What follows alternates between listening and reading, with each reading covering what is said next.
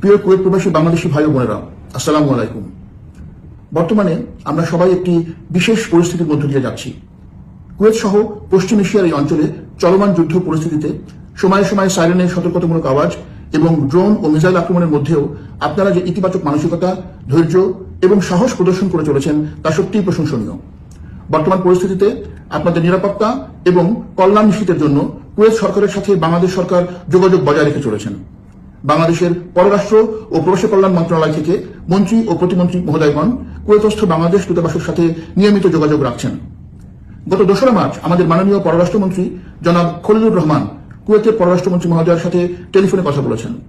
কুয়েতের সার্বভৌমত্ব লঙ্ঘনের ঘটনাগুলিকে বাংলাদেশ সরকার নিন্দা জানিয়েছে। এই কঠিন সময় বাংলাদেশ সরকার এবং বাংলাদেশের জনগণ কুয়েত সরকার এবং কুয়েতের জনগণের পাশে আছে, এই বার্তা জানানো হয়েছে।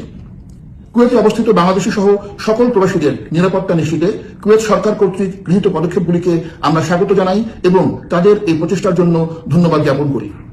আমি আপনাদেরকে নিশ্চিত করছি যে বাংলাদেশ সরকার এবং কুয়েতস্থ বাংলাদেশ দূতাবাস আপনাদের নিরাপত্তা ও কল্যাণের প্রতি সর্বোচ্চ গুরুত্ব আরোপ করে। এই বিশেষ পরিস্থিতিতে কুয়েত প্রবাসী বাংলাদেশীদের জন্য কুয়েতস্থ বাংলাদেশ দূতাবাস কর্তৃক গৃহীত ব্যবস্থাগুলির মধ্যে উল্লেখযোগ্যগুলি হল: জরুরি প্রয়োজনে দূতাবাসে যোগাযোগের জন্য 3টি হটলাইন নম্বর 24 ঘন্টা চালু রাখা হয়েছে। এছাড়া কোনো তথ্য জানার জন্য অথবা যোগাযোগের জন্য একটি ইমেইল অ্যাড্রেসও চালু রাখা হয়েছে। দূতাবাস কর্তৃক নিয়মিত সকল প্রকার কনসুলার এবং অন্যান্য সেবা প্রদান চালু রাখা হয়েছে। দূতাবাসের অফিসিয়াল ওয়েবসাইট এবং ভেরিফাইড ফেসবুক সহ অন্যান্য সোশ্যাল মিডিয়ায় আপনাদের জন্য প্রয়োজনীয় তথ্য এবং কুয়েত সরকারের বিভিন্ন নির্দেশনা নিয়মিত প্রকাশ করা হচ্ছে।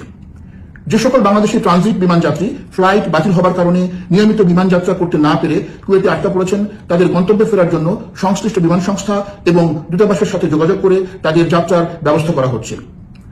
আপনাদেরকে আমি অনুরোধ করব, বর্তমান পরিস্থিতিতে আপনারা সকলে বিশেষ সতর্কতা অবলম্বন করুন। জরুরি প্রয়োজন ছাড়া বাইরে বের হওয়া থেকে বিরত থাকুন।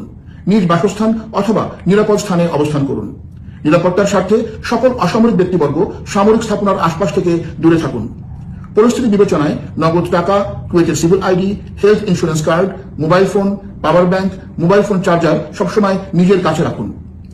বেসরকারি সোশ্যাল মিডিয়া বা অন্যত্র থেকে প্রাপ্ত যাচাইবিহীন তথ্য অথবা গুজবে কান না দিয়ে কুয়েত সরকারের বিবৃতি ও নির্দেশনা মেনে চলুন।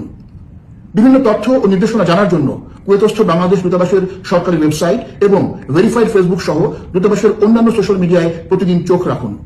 কুয়েতের আইনের প্রতি শ্রদ্ধাশীল থাকুন, সর্বদা বাংলাদেশের মর্যাদা রক্ষা করুন। বর্তমান যুদ্ধ পরিস্থিতিতে আকাশে ক্ষেপণাস্ত্র প্রতিহত করার অথবা অন্য যে কোনো যুদ্ধ পরিস্থিতির ছবি বা ভিডিও ধারণ করা থেকে এবং সেগুলি সামাজিক যোগাযোগ মাধ্যমে শেয়ার বা লাইভ করা থেকে বিরত থাকুন। যে কোনো পরিস্থিতিতেই আতঙ্কিত না হয়ে শান্ত থাকুন এবং একে অপরকে সহায়তা করুন। বাংলাদেশ দূতাবাস কুয়েত সর্বদা আপনাদের কল্যাণে নিয়োজিত আছে। জরুরি প্রয়োজনে যে কোনো সময় দূতাবাসের সাথে যোগাযোগ করুন। মহান সৃষ্টিকর্তা আমাদের সকলের সহায় হন। আমি